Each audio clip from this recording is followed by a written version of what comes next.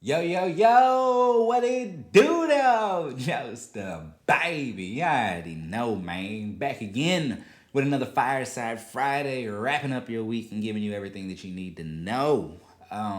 So first and foremost, how y'all doing? You know what I'm saying? Y'all doing good? Had a good week? I hope so. I hope so. I had a pretty decent week myself, you know. Not gonna brag, but I did help contribute to somebody winning a city council seat, and man, it feels good. So in Warner Robins, we had our special election for the post one, which is a citywide or at large seat. And man, the guy that we got in there, I feel like he's gonna be able to help the betterment of the community. I got to work with him personally up close and all that other kind of stuff. I helped him with a couple other things. So yeah, man, it feels really good to see that happen. And you know, like I told y'all last week, we got a very corruptible, corrupted, immoral, unethical, punk at my bad. Y'all know me, man. I get it rolling. I get it rolling. Nah, man. But we got a really, really bad mayor, though. In all seriousness, so we need people that are gonna keep him in check, and hopefully that's what will happen. You know, we got to hold him accountable now that he is on city council. But I can say that I am happy that he ended up winning over the other candidates, and I look forward to working with him and seeing what he does as a councilman. So last week I told y'all that I was going to try to keep you up to date on everything that's going on with the Derek Chauvin or Chauvin, however you say his name. I really don't care. He don't deserve that. But between him and the George Floyd trial, and as of right now, they have 12 prospective jurors that they have found. And they're looking to solidify two more just for alternatives or replacements in the event something does happen to the original 12. And the breakdown of these individuals is 6 identify as white, 2 identify as mixed race, and 4 identify as black or African American. And then the age breakdown is 5 of them are in their 20s and their 30s, 3 of them are in their 40s, 3 of them are in their 50s, and 1 of them is in their 60s. Real quick highlight. So apparently the defense has already, gone and tried to pull some shenanigans. So they tried to get the proceedings delayed by saying that there's no way that these jurors couldn't have some type of pretrial publicity bias due to the heinous, horrible, horrendous, terrible, good god awful, video and nature that George Floyd was killed.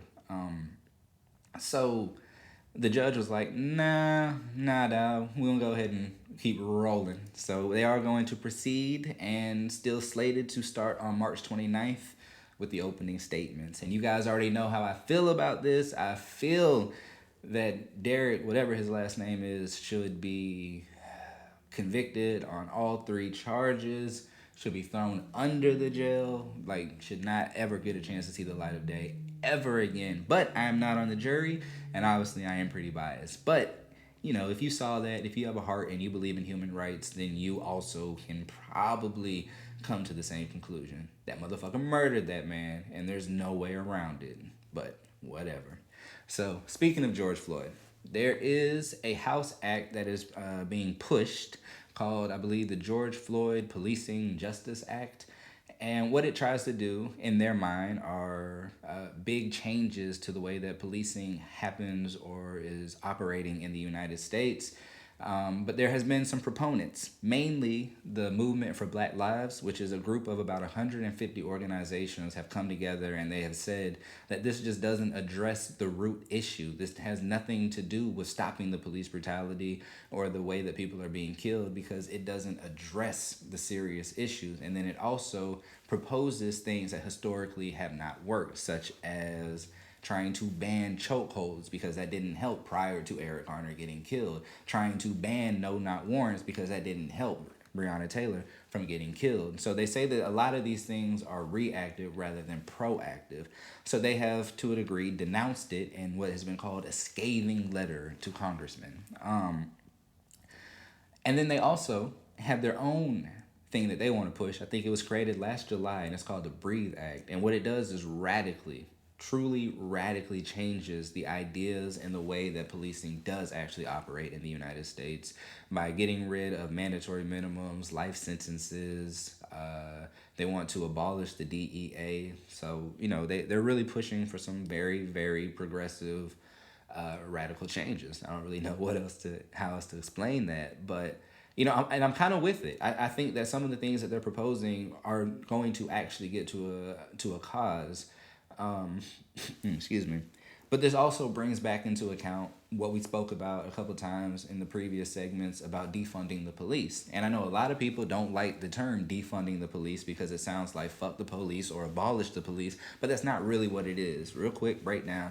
Defunding the police means that instead of having overbloated budgets for the police departments, what we would do in turn is divert some of that money to other organizations, other entities such as mental health facilities that can address the mental health issue, which will put a reduction in crime, or community centers that can help with employment and education, which in turn can help lower the crime by getting people employed so that they're not having to do criminal activities to get by.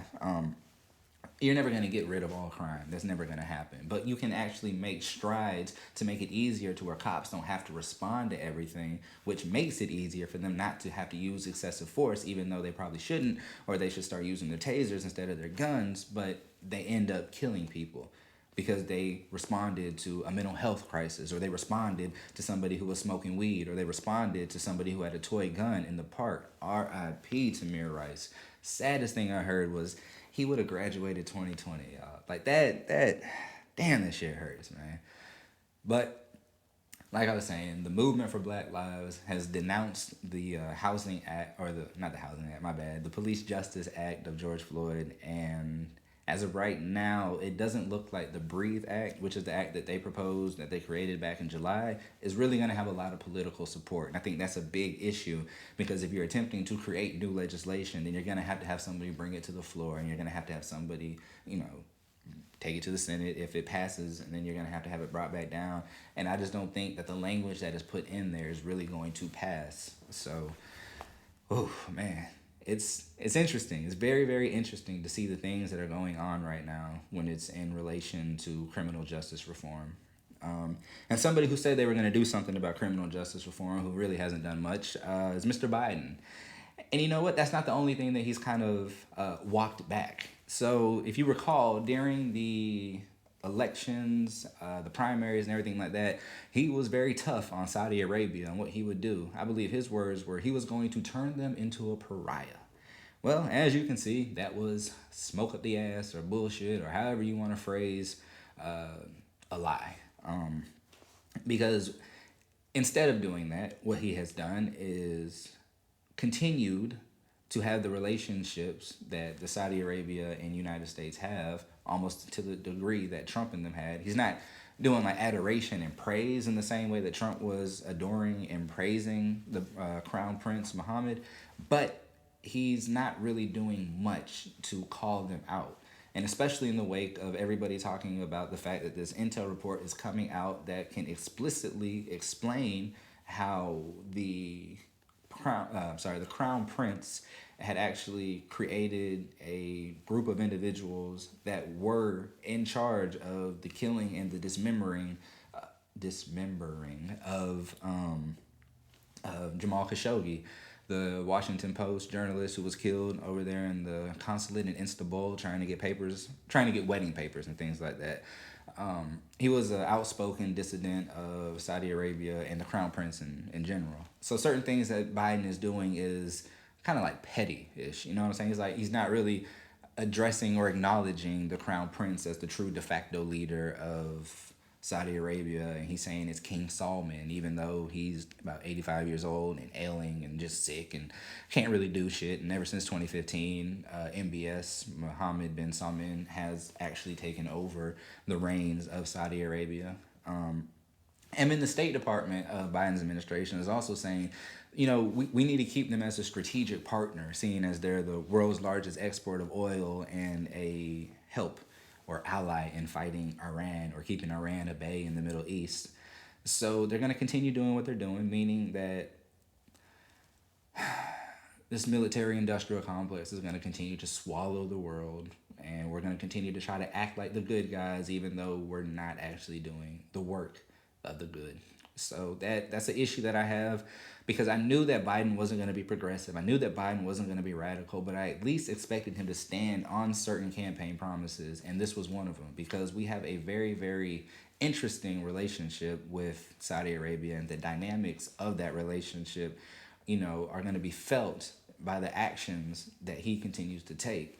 And if he continues to take the actions that don't really slap or don't really do anything but are just slaps on the wrist, then I feel like that's a disservice. And I feel like Biden's administration or presidency will ultimately be a disappointment. So something I want to talk about real quick before I finish up with my last segment is anti-Asian American hate crimes. This is something that really, really needs to be addressed a lot more because as a minority, as an African American, I know what it's like to have to feel the hatred and the vitriol of American citizens who just don't like you for nothing other than who you are and that you can't change. So with this most recent killing in Atlanta, the white dude, don't even know his name, but I know that he killed 8 individuals and 6 of them were Asian women. And they tried to say that it was due to a sex addiction. And I'm lost, y'all. Like, I'm trying to figure what in the fuck does that have to do? Or the fact that that sheriff was like, yeah, he just had a bad day. A bad day? Nigga, stop it. Y'all have got to stop caping for these white supremacist terrorists. That's all they are. Domestic, homegrown terrorists, punk ass sons of bitches, man. And they continuously get the benefit of the doubt, even after they may have just killed 9 individuals in church after praying with them, or after they killed somebody by crossing over state lines with an illegal gun under the age and past curfew. Like, these kind of things are so fucking ridiculous. The lone wolf narrative. He was mentally disturbed. No, he's a sadistic, twisted asshole, and he needs to be locked up. Like, those are the criminals you need to be locking up. But nah, y'all too busy trying to get people for petty marijuana crimes and shit like that. Like, when are we gonna actually, me, I always gotta get to that marijuana legislation. When are we going to decriminalize on a federal level? And when can we recreationalize it? Well. You know what I mean? Well. I'm just trying to figure that out because I don't understand why the state that I live in, Georgia, which depends on agriculture, wouldn't want to have one of the best agricultural crops. Like, we got hemp now. Let's just keep going a little further. You know what I mean? Like, the taxes that you could produce off of that, that's revenue can really, really help, especially in a red state like ours who consistently has to borrow more money than we're putting out. Sad. But not as sad as watching Tucker Carlson and Candace Owens. If you're not familiar with who Candace Owens is, she is the African-American, self-hating, self-absorbed, self-conscious, selfie queen. Like, I can't stand her. I'd rather call her Candace Snowens because the way that she just perpetually espouses that nonsensical white supremacist bullshit from a mouth of a black talking piece is just I hate it. I can't stand it. I do not like it. So she got on there with Tucker and they were talking about this Grammy performance by Megan Thee Stallion and Cardi B for their song WAP. Now, look, man, I get it. WAP, sexually explicit. But guess what? It's not being made for children. So you guys got to stop peddling that narrative that this is a degradation of the culture. Look at the way that they're trying to push our children. They ain't trying to push your children to do nothing. They are making music for adults to be enjoyed by adults and played in front of adults. Now, do I think that the performance that they did was very provocative? Yes. Do I care? Not in the least. I don't give a damn. And honestly, a lot of us got to do better also because we got to stop acting like this is just some new phenomenon that there's just sexually explicit lyrics. Like, I know y'all ain't gonna act like Uncle Luke and 2 Live Crew and Kilo Ali and them niggas wasn't nasty in the 90s. And y'all gonna act like Ludacris and Lil Jon and Trillville and them weren't nasty in the 2000s. Like, y'all gotta stop this, man. We listened to that music because we enjoyed it. So let's stop hating on the music that's coming out just because we no longer feel horny as we did. You know, that's basically what it is. It's like we want to demonize these women and say they're not feminists. But how are we to say what their type of feminism is? If it is empowering for you to go out here and make a song about your WAP, then shit. Make a song about your WAP. You know what I mean? Like, I honestly don't care. But for Candace Owens to come on here and talk about, you know, this is the end of an empire, and there's no way that America can continue, you know, with the values, and Tucker's talking about, yeah, this is killing our culture. And my number one question is, since Tucker, you know, gets a lot of money to basically spew nonsense and white supremacist talking points and rhetoric, what exactly, excuse me, is the culture that you're trying to preserve? Is it some, I don't know, Christian theme, missionary sex, bland lifestyle, woman in the kitchen, flat-footed pregnant type of vision and mentality that you have? Because I can't quite understand why you think that American, you know, musicians that are adults that have the ability to say what they want when they want to shouldn't be able to do such, especially because you're conservative and you're supposed to be for the Bill of Rights and all that kind of stuff. But for some reason, you're too busy trying to push the lie that they're okay with WAP, but they're not okay with Dumbo and Dr. Seuss. We've talked about this. Tucker, listen to me. Bruh, it's a false equivalency. It's a false comparison.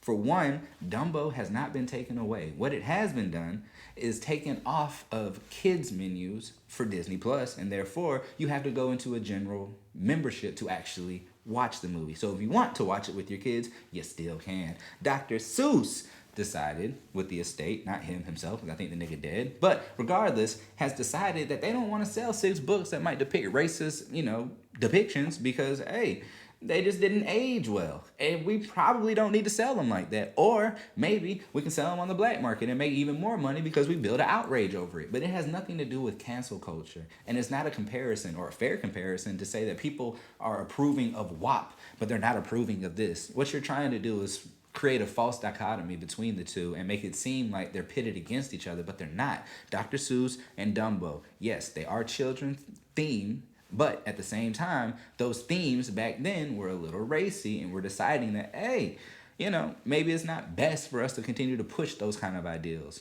Now, what we're saying with this, listen at your caution. If you want to listen to a song about a WAP, I don't know why it's just fun saying WAP, then go listen to it. But stop making it seem like it's a song for children, and stop trying to make Megan Thee Stallion and Cardi B the role models that you want them to be. They never asked to be role models. All they asked was for you to listen to their music. And now that you are, appreciate it. Because that's what it's there for.